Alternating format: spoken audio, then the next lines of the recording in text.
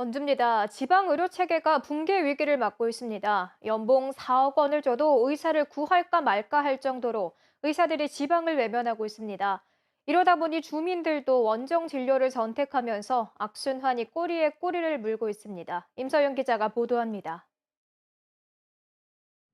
속초 의료원입니다.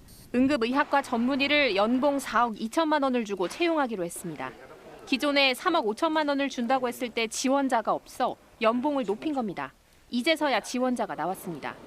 마취통증 의학과도 의사를 구하지 못하고 있습니다. 마취통증의학과 전문의가 비수도권에서 이제 구인하기는 상당히 어려운 환경이다 보니 지금까지 구인을 못했고. 민간 병원도 사정은 마찬가지입니다. 강원도에서 가장 큰 규모의 병원이랄 수 있는 원주 세브란스 기독병원도 만성적인 인력난에 허덕이고 있습니다. 서울 수도권 출신들의 선생님들이 아무래도 많이 있기 때문에 지방에 있는 의과대학 병원들은 조금 더 높은 연봉을 제시하지 않으면 여기에 남으려고 잘 하지를 않습니다. 건강보험 심사평가원이 발표한 강원도의 인구 1000명당 의료인은 7.9명입니다. 전국 평균에도 못 미칩니다. 그 결과 강원도민 10명 가운데 4명은 다른 시군의 병원을 찾아가고 있습니다. 이른바 원정 진료 비율이 40%가 넘는 겁니다. 강원도 18개 시군의 평균 자체 충족률은 64% 정도였고요. 50% 미만인 지역도 5개 기관이었습니다. 주로 입원 병상이 없거나 적은 지역이 충족률이 좀 낮다고 볼 수 있습니다. 이런 상황은 앞으로 더 악화될 수 있다는 우려가 나옵니다. 서울대학교와 연세대 등 8개 병원이 수도권에 6,800여 병상 규모의 병원 신설을 추진하고 있기 때문입니다. KBS 뉴스 임서영입니다. 원주시 소상공인 종합정보센터가 오늘 원주시 일산동 옛 지하상가 자리에서 문을 열었습니다.